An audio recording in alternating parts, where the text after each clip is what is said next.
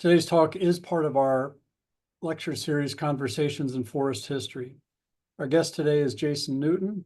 He's a historian who teaches at the University of North Carolina at Charlotte. His new book, Cutover Capitalism, The Industrialization of the Northern Forest, will be published next month by West Virginia University Press. I strongly encourage you to go directly to their site. You can order the book now. So please consider doing that. And with that, here's Jason. Okay, great. I'm just gonna share my screen here.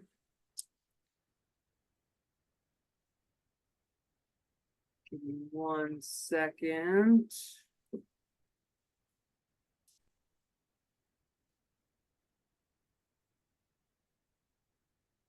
Okay, here we go.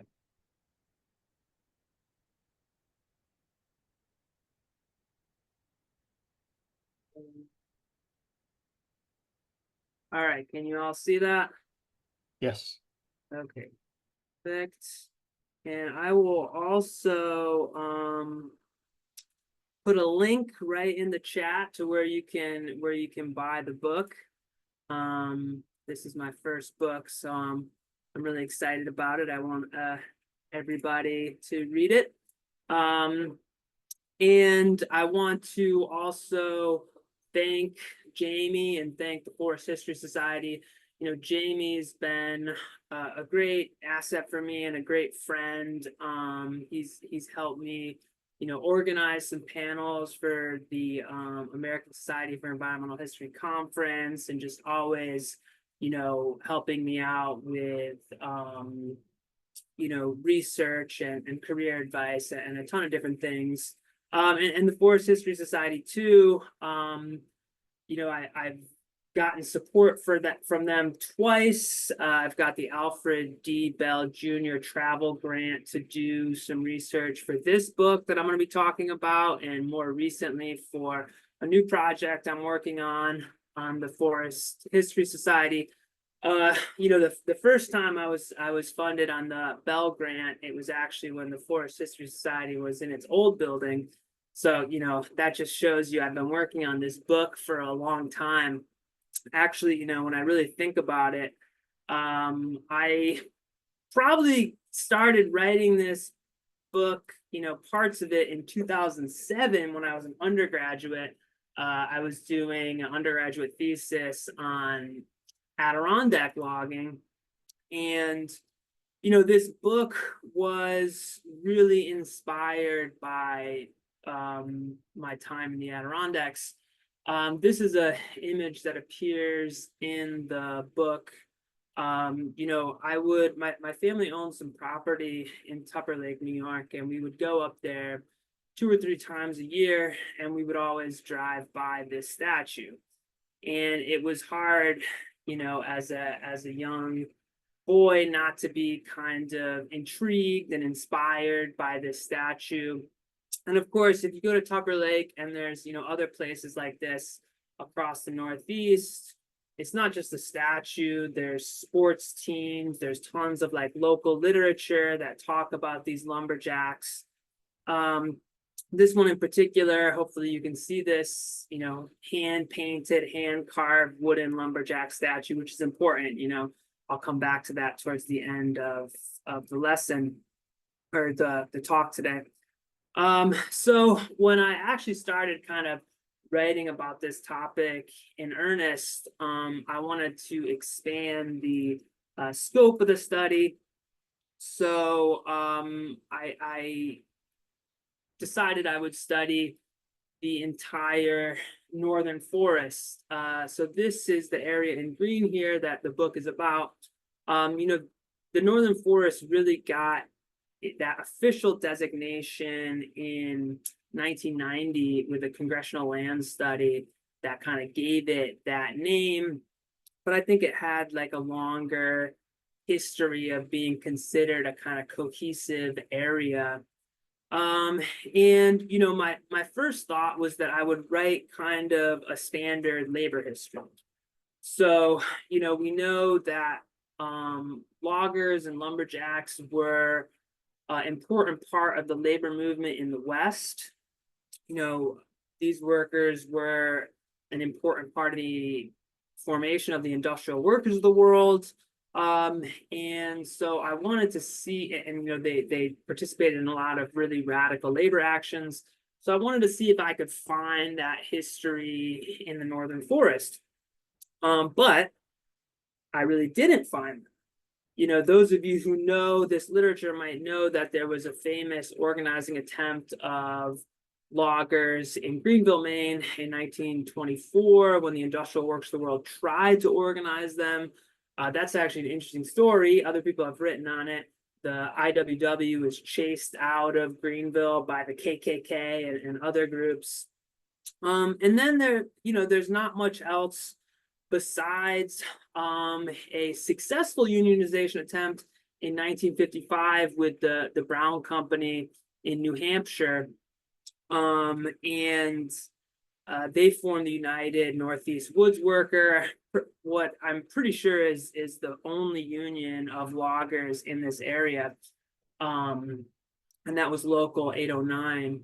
I do tell that story in the book, the story of that unionization campaign. It involves kind of contests and cooperation with French Canadian guest workers. It's an interesting story that I won't have time to get into today. Actually, there's a lot in the book that I won't have time to get into today, including, I do have a whole chapter on kind of the wild drinking sprees that loggers went on and how that relates to class formation. But unfortunately, I won't be able to talk about that today. So that union, it didn't last long and it didn't really spread. And there's no real other examples of organization until 1975 with the Maine Woodsmen Association that again formed kind of in opposition to French Canadian workers. So I couldn't really write a formal labor history. So instead, I decided to look into why there wasn't unions, and that became a bigger study of just how value was created in the woods here. And I think in pursuit of that goal, I found some really interesting history on industrialization and how human and non-human nature play a role in the industrialization process. And the main argument of the book is that there are different paths to industrialization, and also that industrialization doesn't really separate people from the non-human world, but actually embeds us into natural cycles. So that's what I want to talk about today. And to understand this, I want to talk a little bit more about the history of the northern forest. I have a whole chapter on this, so I'll just do it briefly. This was one of the first areas to be logged in the United States. And, I kind of start the book around 1850, and that's when the large pine, oak, hemlock, and spruce, the first growth, very valuable trees were cut out of the region. So I start the book there, and the book's called Cutover Capitalism, not because this area was clear cut, that happened occasionally, but because the very valuable trees had been cut away by that time. Now, of course, there were still pockets of old growth. There are still pockets of old growth today, but in general, those were kind of hard to get at, and mostly the bigger first growth trees were cut away. And because of that, it created a really unique business environment in the northern forest. Mills and landowners and investors didn't want to dump a ton of money into this cutover environment. The capital was moving west, right? It was moving to the lake states. It was moving to the Pacific Northwest. It was too risky to dump a bunch of money into the northern forest. So they were establishing mills, but they would leave the actual logging to settlers who had lived in this area for a long time and had that generational knowledge to be able to get the logs out of the woods. I call these people farmer loggers. I'm not the only person to use that term, but this was the primary workforce in the northern forest. And when you think about that, it really kind of changes how we should think about what a lumberjack is, right? So I'm gonna play a video for you guys right now. I'm gonna play a few videos today, and they're all very old. They're archival footage. The quality's not the best, but I'm hoping that they demonstrate some of the points I want to talk about. This one, there's no sound, so I'll just talk over it as it plays. But it's from a movie called Timber is a Crop that was filmed in the 1950s. This is, of course, towards the end of my study. We are going to see some power logging equipment here because that was being introduced into the woods around this time. But this clip is good because it shows kind of how connected agriculture and logging was. And it shows what the logging labor force actually looks like, right? And we'll see here, it's women, it's children, it's families who are doing this work. These were the people who had lived in the area the longest and had that local knowledge. And this is who the mills went to. And you see here, women, children participating in the work. And this is who the mills and the landowners went to get the wood out, right? I was actually at the Adirondack Experience recently, and I was doing some work on forestry, and I was reading some letters to William Sykes, who owned the Emporium Lumber Company. And all these forestry students are writing to try to get jobs in his lumber camps. Or sometimes their parents are writing to get jobs in his lumber camps. And he basically says, I can't get you a job there. Like I can get you a job in the mill or in my lumber yard, but I have no connection to the cutting at all. Right. And this is true going back to those letters were from the 19 teens and 20s, but this is true going back to the 1860s and 70s. I do a lot of work in the records of Eben Coe and David Pingree, who owned about 1 million acres of land in Western Maine. And I kind of dissect how they chose their contract loggers. Contract loggers, or sometimes in the Adirondacks, they were called jobbers too. But this was risky business for the contractors too. And the contractors understood that. In fact, when they were referring to a logging tract in Maine, these were called chances or a chance, right? You would write to get a chance. And they actually meant that to refer to the land, but it also kind of represented how risky this was, that these loggers only really ever had a chance to make a profit. And so because of that, people were really hesitant to invest a lot of capital into their logging operations. This actually creates what economists call a holdup problem. So the idea was that these loggers were hesitant to make industry-specific investments, okay? Because if they did, whoever they were contracting with saw that they were locked into production, right? That they needed the contract because they had invested so much. So then the person they were making the contract with could actually bargain the price of the contract down, because again, you could think of it like they bought all this logging equipment. What else are they going to do? They need to use it, right? And so these farmer loggers wanted to use stuff they already had.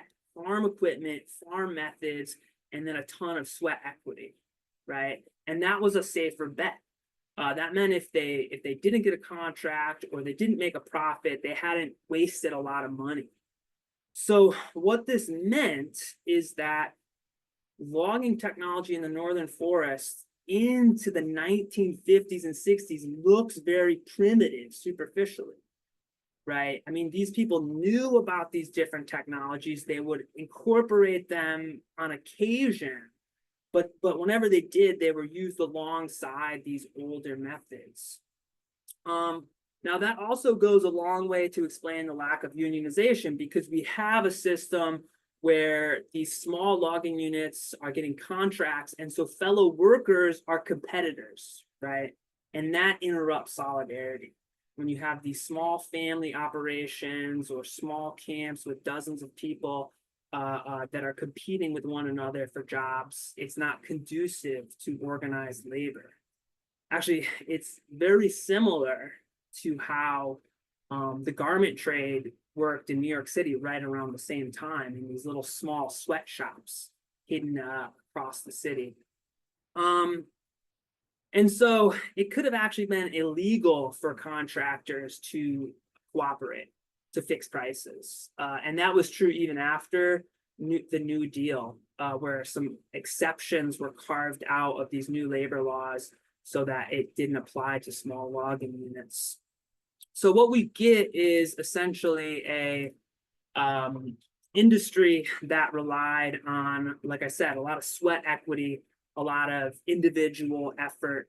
And we see reports, consistently that logging methods were outdated, right?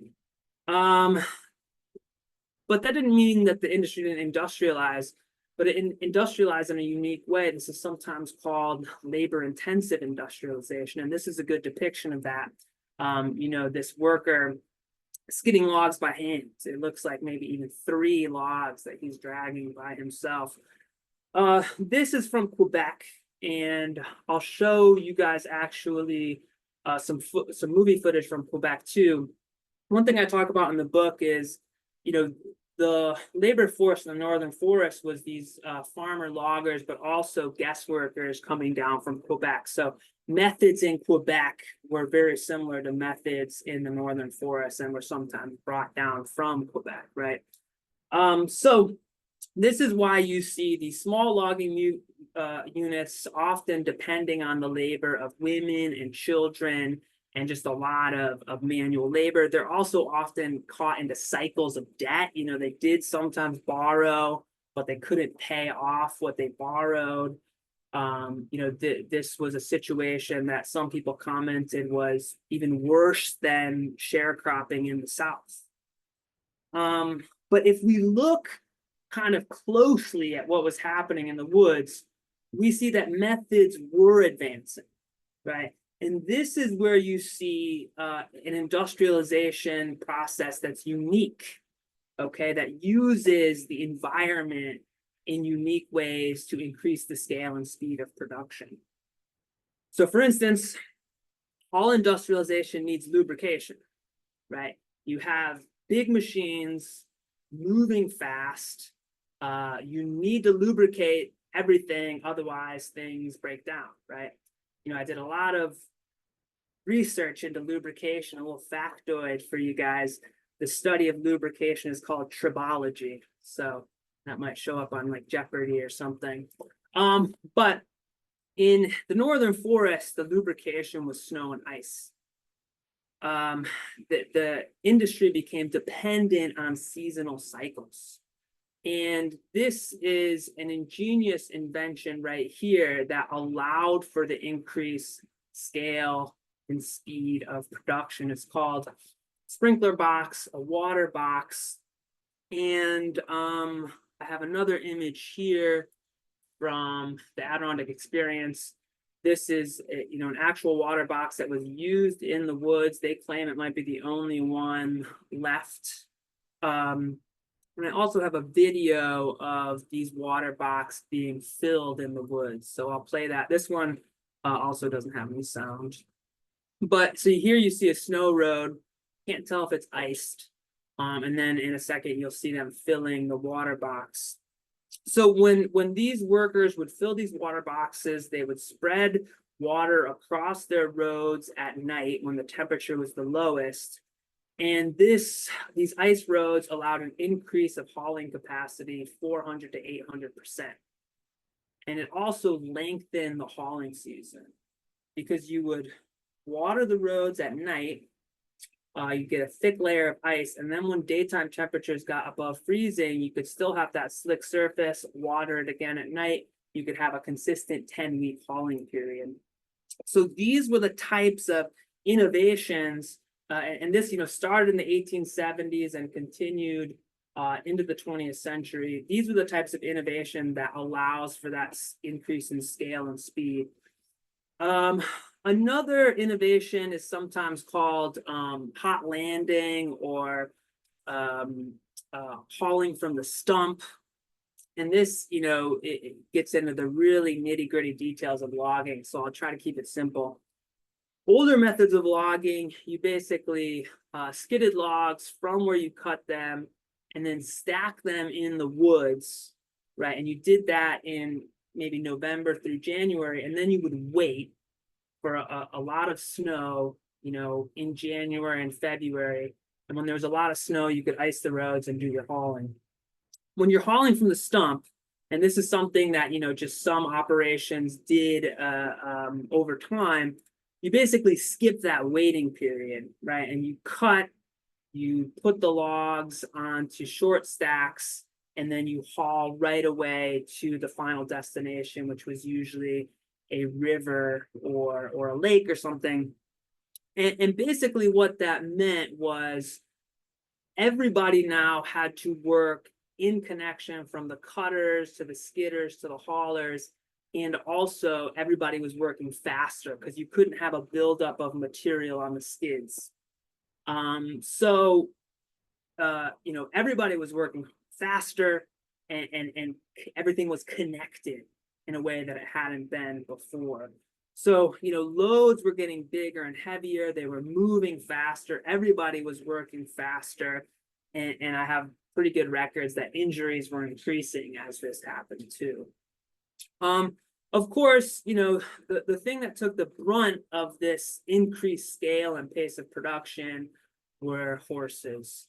And I want to play another video for you guys. This one, I'm hoping the sound will work because I want you to hear it for two reasons. One is this wonderful New England accent, and then also what he says about steam at the end. So hopefully you can hear this. On the fourth load is Alfred Neely, teamster. Poorest team we had in the lot, but they had the largest load this morning.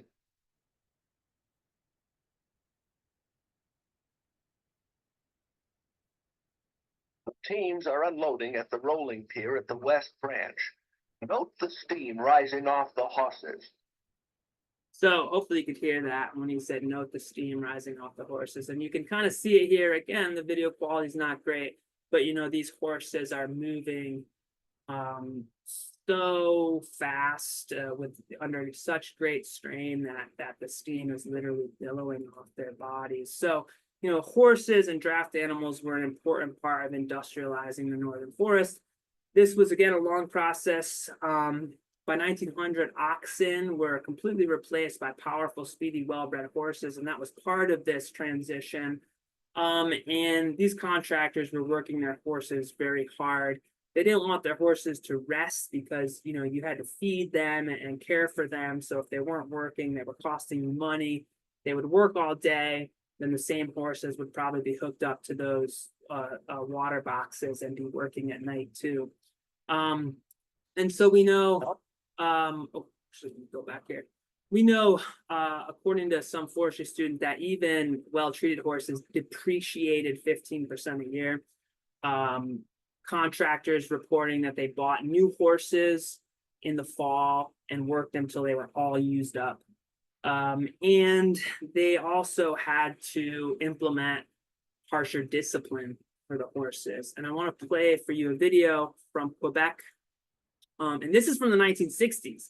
And this is when, it really becomes strange that you're seeing these types of methods that have been used for, thousands of years, moving things with horses into the 1960s. But I do want you to listen to this too, both for what the narrator says about the versatility of horsepower and what he says about horse longevity. Paths. Man and horse tackle paths where the tractor admits defeat.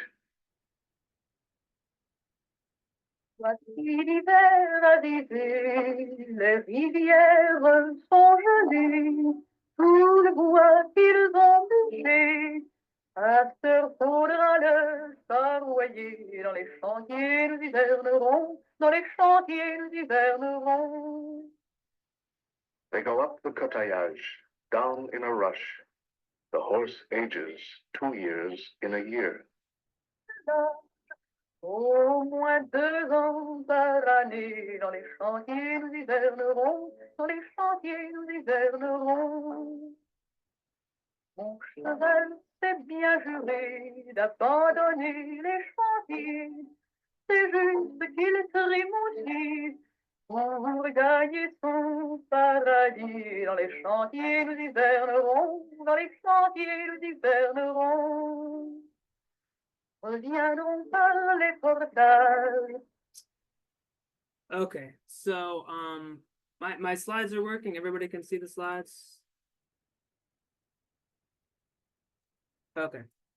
So what the narrator said was important, but I also wanted to demonstrate what that worker did to the horse. If you couldn't see, to get the horse moving, he hit it in the neck with a pulp hook. And that's not surprising to me because I've read a lot about this. It's unfortunate. I knew this poor treatment of horses. What I thought was interesting about this clip is that this worker kind of looks directly at the camera, right? And so he, you can sense that he's embarrassed or ashamed of what he's going to do. But then it also has to make us think, what would he have done if the camera wasn't there, right? But this is what the contractors thought was necessary to heighten the pace and speed of production. So these horses, did a lot of the work. They were kind of a smart power source. They could work by themselves at certain simple jobs.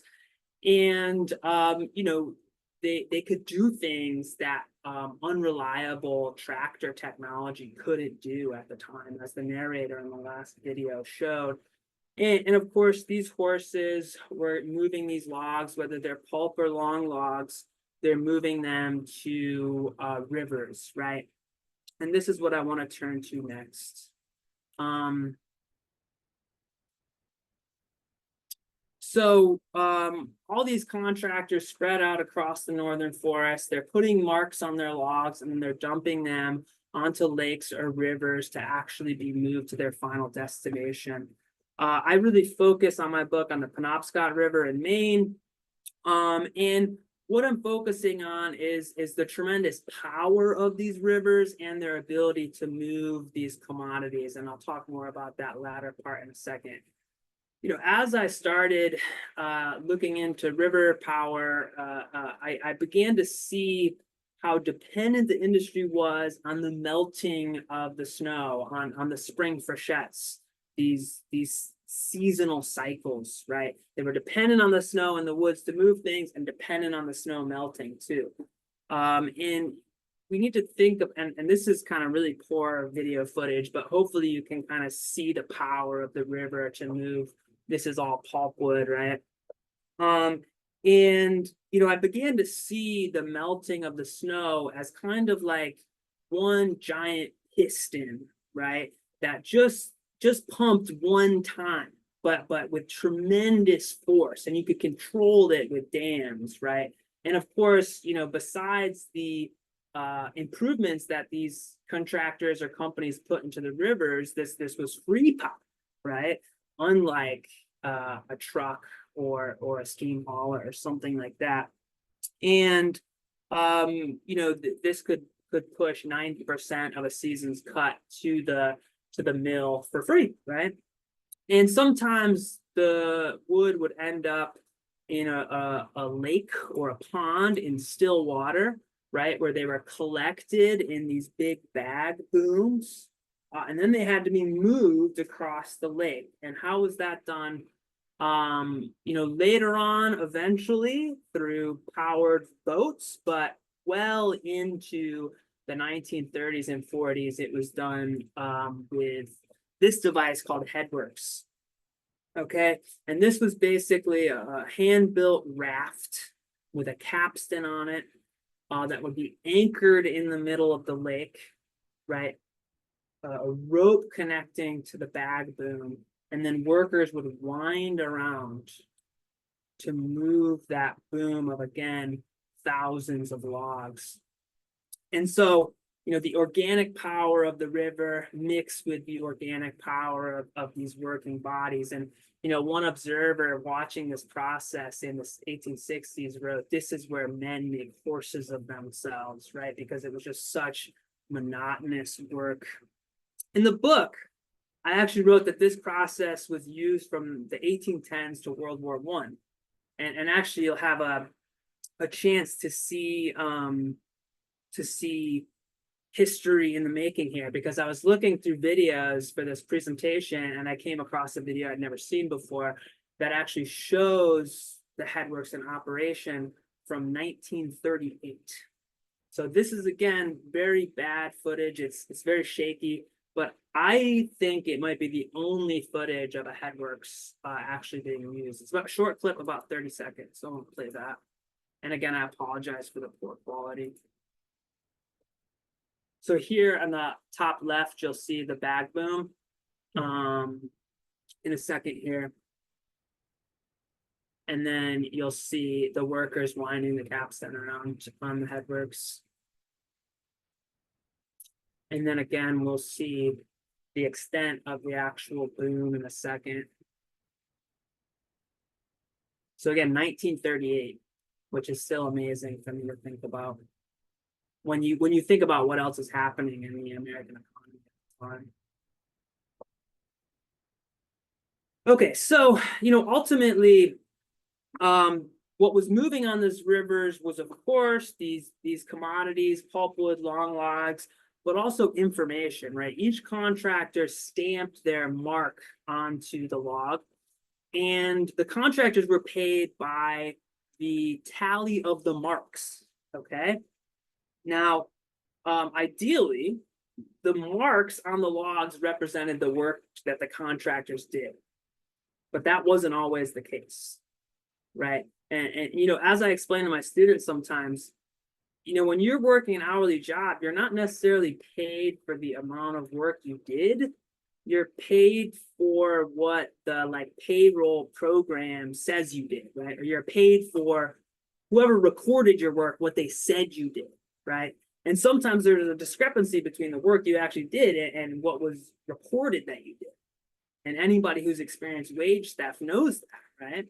And so this was the case on the rivers too. There was all this conflict about these log marks and whether, the tally at the end was actually the work that the contractor did. The Penobscot River is 365 miles long, 364 miles long, has, exposes 2.5 million acres of timber to utilization. And so along the way, there'd be a lot of problems, and the workers, the contractors were sometimes unhappy with the final tally, right? And so that's something I discuss in the book, actually, rivers as a way of communicating this information down the river.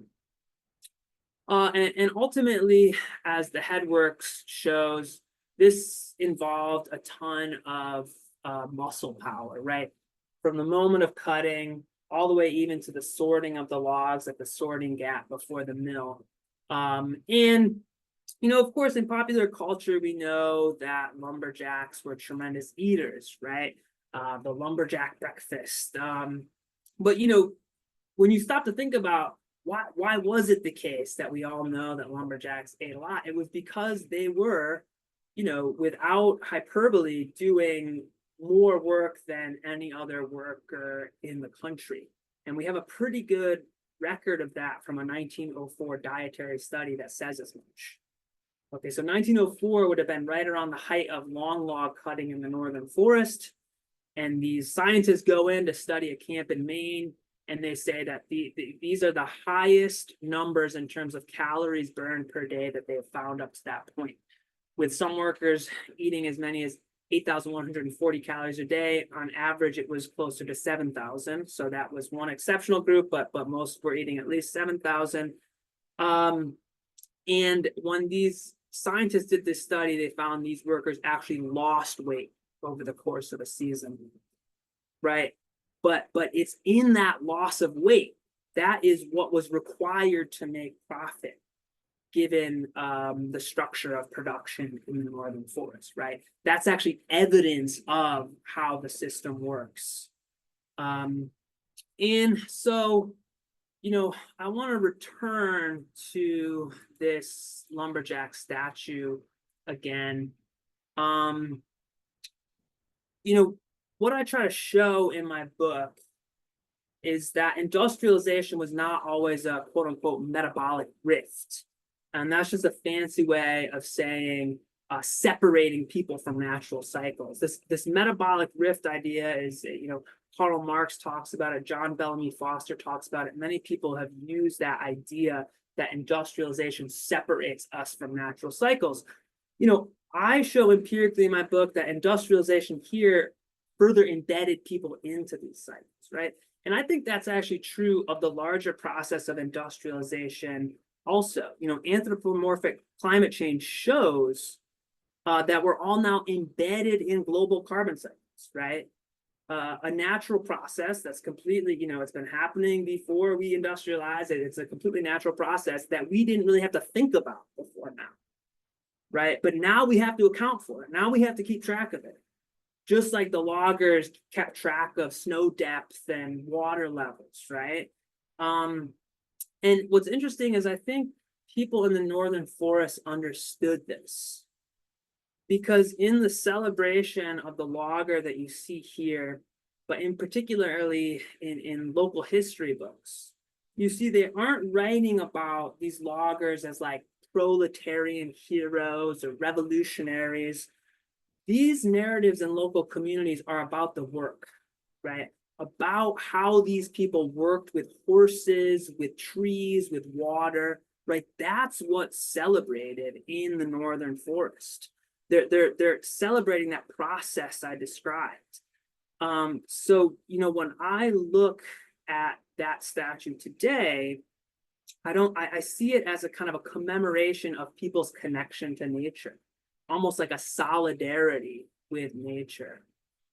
So I'm done there. I have my email there if anybody wants to email me questions, but of course we have plenty of time now for questions as well.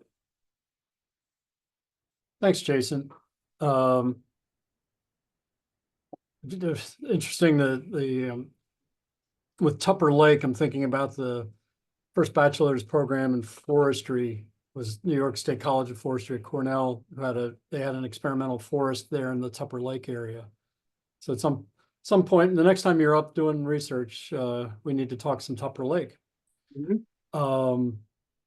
But in the meantime, you were talking about the calorie intake, and you mentioned that they clocked it at being just above 8,100 calories per day. I seem to recall, for a point of reference, and then we'll get right to the questions. Michael Phelps, the Olympic swimmer, at his peak was consuming 8,000 calories a day. So if anyone is looking for a point of reference, that is one. And just a reminder, the average American should be taking in like just 2,000. So these loggers are taking in 4 times the recommended daily allowance of calories. Yeah. Thanks for pointing that out. I mentioned I should have mentioned that for reference, but it's no worries.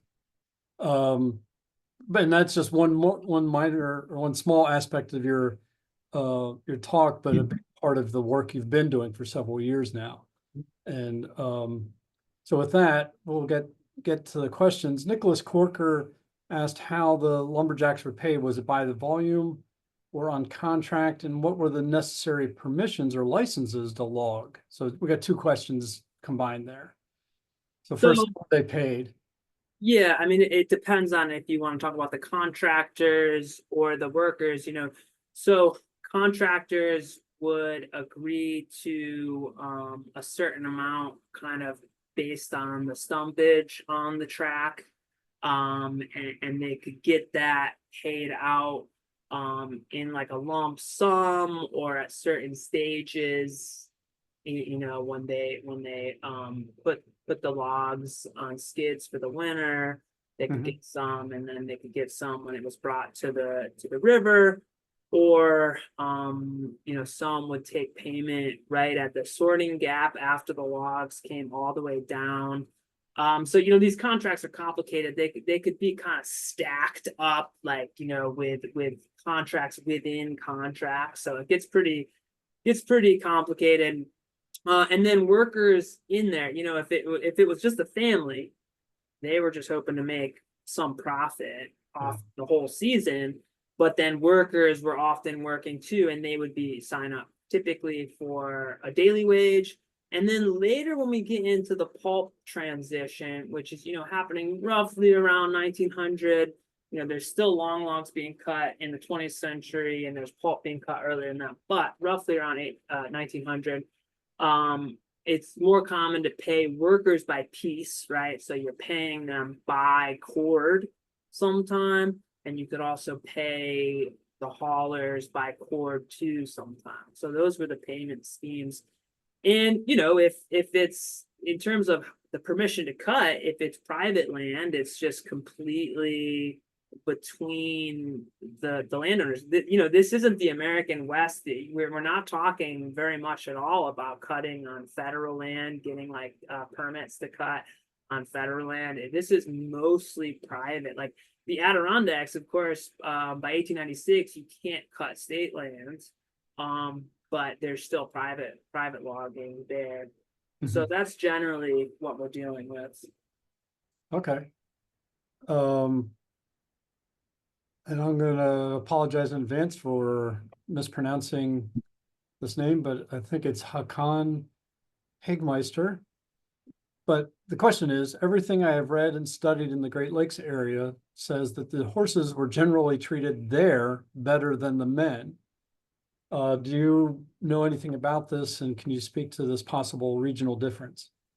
Yeah, I think, in some sense, and that idea that the animals were treated better than workers, that's pretty common. You hear that in American history. And I think that is to accentuate the poor treatment of workers. There's some truth to it, right? Depending on the time period we're talking about, horses, if they were connected to a farm, like if you needed them for the farm work, you didn't want to wear out your horses in a winter, right? And so they were treated really well, and they were fed really well, and they were groomed, and they had warm housing and everything like that.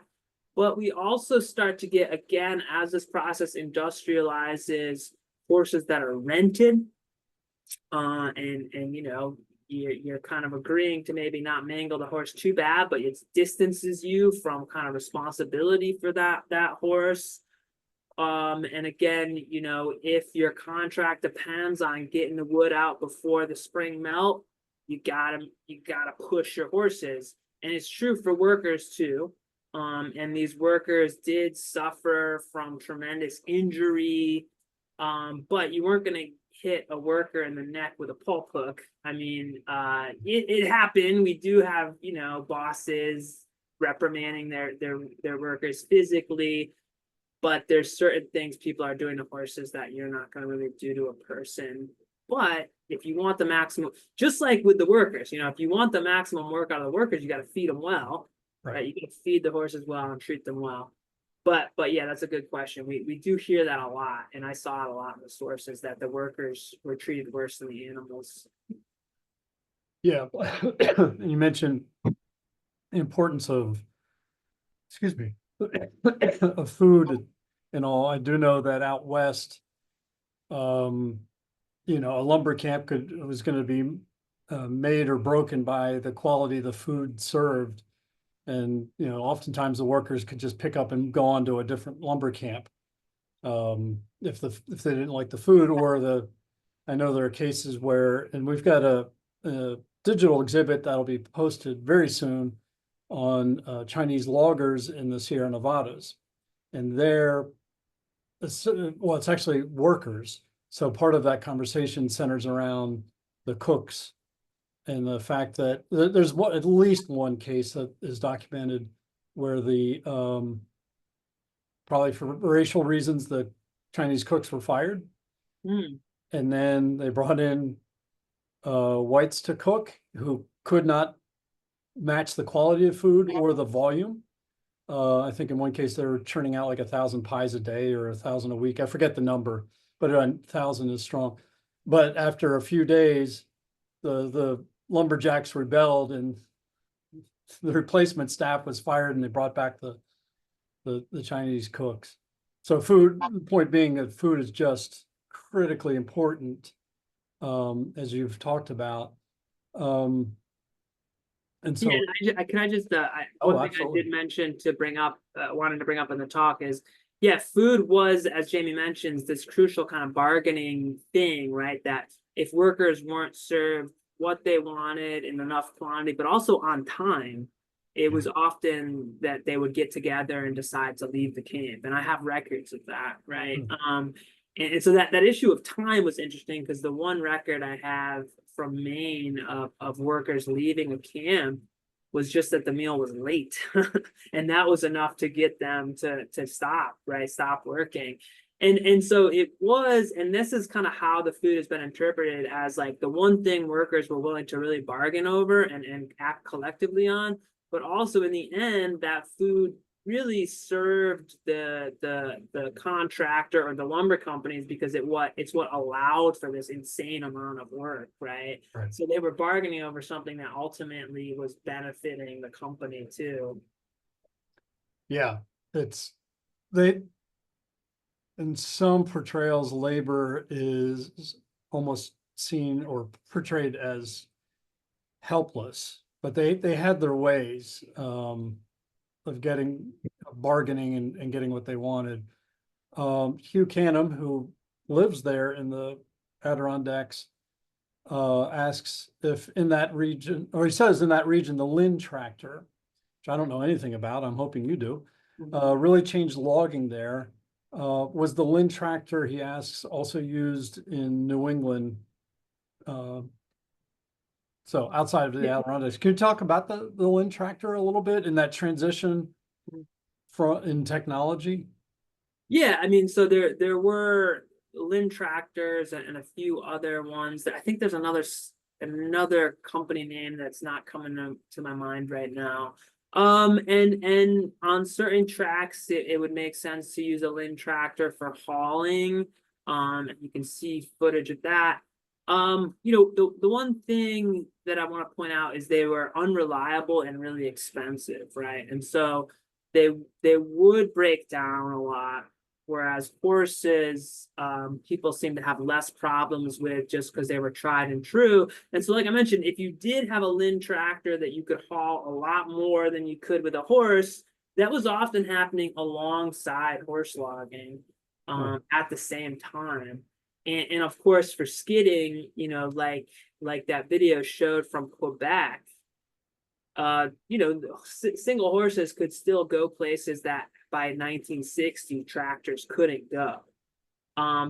So I think a lot of the history has focused on these innovations, but I think that has taken kind of some emphasis away from the fact that there were these changes in what seemed like older methods, like just working your horse harder, right, might have been more important than the implementation of some new technology, right? Like, I think the type of skidding that was shown in that one video where the guy hits the horse with a pulp hook, it's really only high lead logging, I think, that could have done that, right? And so are you going to invest in that, or are you going to continue with that method? And so that's the question. And yeah, so they were happening at the same time. Okay. Yeah, that investment of capital, you want to go with the more reliable.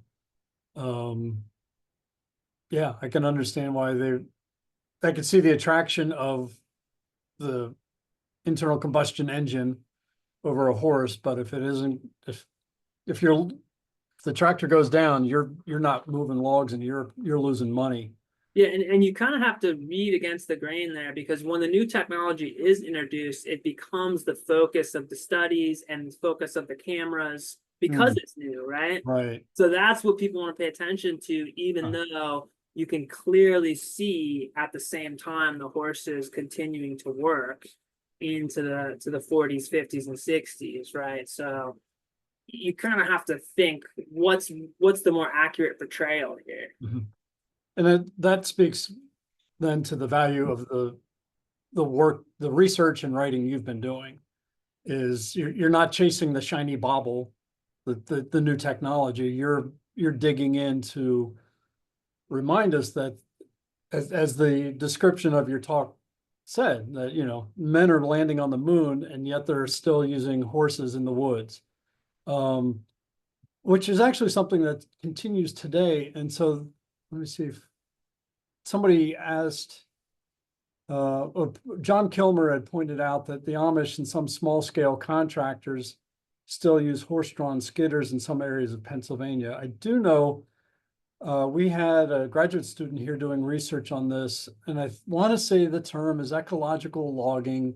I'm probably wrong about that, but there's a very small movement of keeping mechanical vehicles out of the woods and using horse power, literal horsepower in the woods.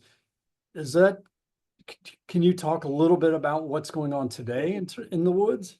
Yeah, so there's that's a good question. There's a few things I'd like to talk about there. You know, like designated wilderness areas, of course, you can't have motorized vehicles. So there's a thought of could horses do certain things there if that's allowed as well. And just generally, yeah, horse logging was thought to be more sustainable for the land because once you do have these big tractors, they're very heavy, they require a lot of space, they're tearing up the ground. They compact the soil, you know, really permanent, maybe not permanently, but damaging the land for a long time. And horses are lighter and can get in spaces. And so that's the attraction of horse logging. And I think there is some kind of thought that this could be a more sustainable way of logging. But, you know, I do want to, this is something I'm thinking about writing about in the future. We do have to be careful there because, you know, horse logging and these manual types of labor can be better for the land, but for them to be profitable in the way that they were, you know, prior to 1950, that requires working both the horses and the people very hard, right? So, I mean, we shouldn't valorize it as the best way to log because it's better on the land. We have to ask, is it good for kind of the entire ecological community, including people and horses, right? So we would, you know, that's a bigger message of my book is that industrialization is really always like very taxing on workers, right? So we need to reconsider not necessarily the methods, but just how can we work sustainably sustainably in a way that's good for people, for animals, and for the land, right? And so, but saying that, I do think there is a way to have these methods of logging that's better for the land and better for people and horses, right? It's just about figuring out that balance. And more than anything, it's about kind of understanding that kind of a slower pace of work is necessary to have ecologically sustainable work, right? And this is the case both if we're talking about logging or even normal industrial work. I mean, there's a lot of new work being done about how shortening the work week is a vital way to fight climate change, right? Because we're shutting the power off of buildings, we're stopping commuting, right? So again, my study hopefully makes us reflect on the other process of industrialization that really the problem is just this tremendous speed up, right? That's not sustainable in a number of ways. For Mac McClure, he asks, were there records of injury and deaths of the workers? I'll reframe the question and ask you, what were some of the sources you used to get at those, to understand the injury and death reportings? What were census records, things like that? What did you draw on? Do you remember? Yeah, there's some industry studies. I think the last name is Jensen, Labor and Logging. That gives a good kind of census, not a census, but a survey of the industry showing that it's in the 1920s period that we see a real spike in injury. Sometimes it's hard to kind of get the data of the woods versus the mills, like to separate that, you know, with these smaller you know, contract units, they weren't really reporting injuries. So you know, it would be really hard to get a good kind of broader understanding of injuries. Mhm. So instead, for that, I looked more at anecdotal evidence, specifically looking at specific industries as they were going through some of these changes, like icing and hot landing. And we know that as things were speeding up, people were getting hurt more. Primarily, I think, you know, axe cause injuries were always a big one. Yeah. But then just literally getting like crushed by logs as the logs are moving more. I have one really kind of good set of letters from this family, the Toothaker family, that shows 2 generations of workers, and then the son getting injured and ultimately having to have his leg amputated because it got crushed by a log. And the other thing I wanted to focus on in this book more than like catastrophic injuries was just like the general wear and tear of working so hard that you're burning 7,000 calories a day. And that would create a lot of these kind of repetitive motion injuries. And so we have some good reports of like these loggers just kind of looking bent over, and you know, they didn't really have the same understanding of occupational diseases that we do today, but there's all these reports of them being kind of bent over and looking like they're older than they are and stuff like that, because just even if you never got, you know, cut by an axe or crushed by a log, this work, if you did it year after year, was gonna just wear down your body and your mind too, which is something I talk about in another chapter. Okay. So Robert Smale asks, have you seen labor differences in the Northeast versus the Great Lakes? And given very different timing and types of harvesting. So I'll ask, have you had an opportunity to do any comparison to the Northeast to the Great Lakes? And then can you talk a little bit about that if so? Yeah, you know, I haven't really done the primary source research, but I've done a pretty extensive survey of all the secondary literature, the books written on this. And you know, I think the standard story is you see more technical progression as loggers move west. So I think I mentioned in the talk that icing the roads probably started in the Great Lakes states, and then moved backwards. And so I think, you know, if we're talking about logging in the lake states, it's probably kind of this slight improvements on some of the methods from the northern forest, and more tractors and more steam power, you know, more railroad logging. And then by the time you get to the Pacific Northwest, that's where you have a lot of innovation, particularly with, you know, the high lead logging where you're stringing the lines up to skid the logs out that way. Generally there is that westward progression. And the reason for that, again, is because the money kind of followed the size of the trees, right? So you're not going to convince somebody to give you a ton of money to invest in logging in the northern forest when the trees are, you know, really small compared to the you know, Douglas fir out west and stuff like that. So you really see that capital being dumped in the west, and then it's kind of up to the contractors and the farmer loggers to just figure out how to get the wood out using these old traditional methods in the northern forest. That's kind of my understanding. Now, that being said, there are these types of workers in the Pacific Northwest that were called jippos, and these were workers who kind of would buy stumpage on like cutover tracks and try to use tricks and to get whatever they could out. And oftentimes it was just that they were not paying workers or treating them really bad. So there were kind of these people in the Pacific Northwest that were operating kind of like the farmer loggers in the northern forest. Okay. So this Steve Ambrose asks a question which I am curious to hear a if there's anything that's been done on this. He asks, what was the ecological impact of the ice roads that they created, if any? And That's a good question, and it's something I thought about a lot, but I don't. Generally, there isn't a lot written on the ice roads at all. Sure. And I don't think there would have been anybody going in there and studying it.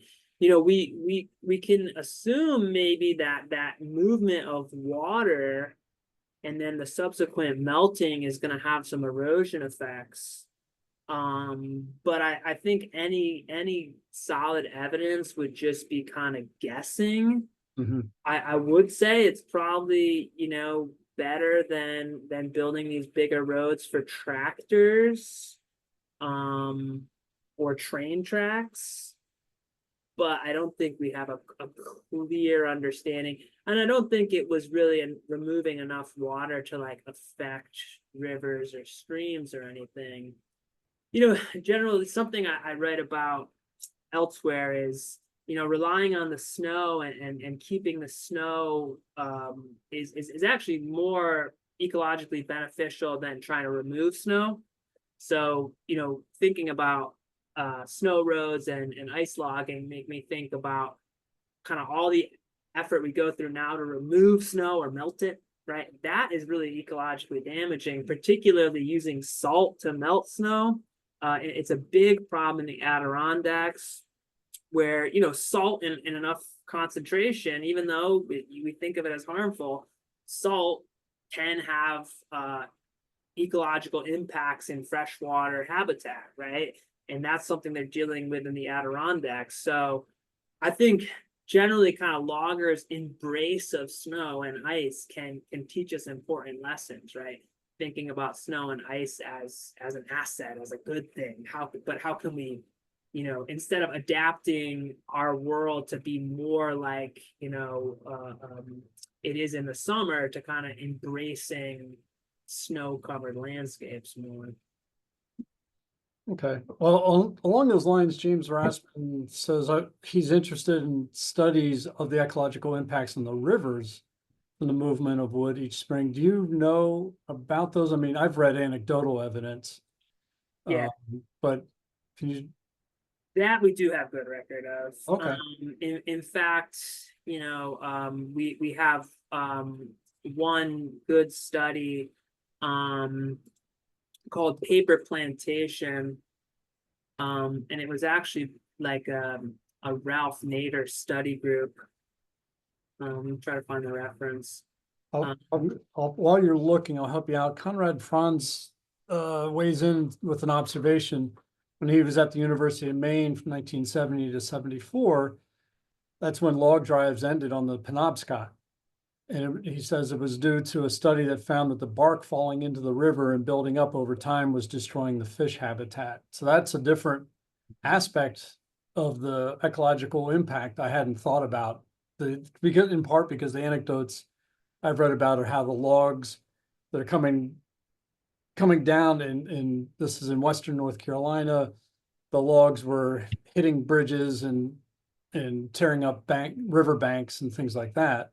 Hadn't thought about in a different place how just the bark itself falling off would cause problems. Yeah, so that's what I was going to bring up, and the study is called it's William C. Osborne, the Paper Plantation, the Ralph Nader study group report on pulp and paper industry in Maine, and that basically says what the guest there said is, the logging companies, specifically the pulp companies, would actually use the river to remove the bark, like just letting it sit in the river to soften up the bark. But that was really bad. Like all that, again, just like with salt, we think of wood as like nice, it's not a pollution, but the amount of wood in the river creates a ton of problems. Mm-hmm. It led to excess organic material, which is going to cause algae blooms, which deoxygenate and cause fish kills. Jamie, you bring up that point about destroying property and bridges and stuff. actually there's pretty good evidence that just the logs like hitting the side of the river would widen rivers over time. And then also the organic debris would make them shallower, so they would get wider and shallower Huh. over time. And there was, it's funny, like by the 60s and 70s, people are, with the publication of Rachel Carson's book, people are starting to see that this is bad. And one of the videos I was going to play, it was actually from the 70s of somebody complaining about the log driving. But it's somewhat counterintuitive because we think like, oh, it's this quaint process of moving wood down the river. But no, it's a pollution. It's bad, just like any other industrial activity is. Okay. Last one, John Kilmer asks, were jack dams used in the North Woods? I'm asking on behalf of John because I don't know what a jack dam is. I don't know what a jack dam is either. Okay. I've heard the term splash dam is maybe a more regional specific term.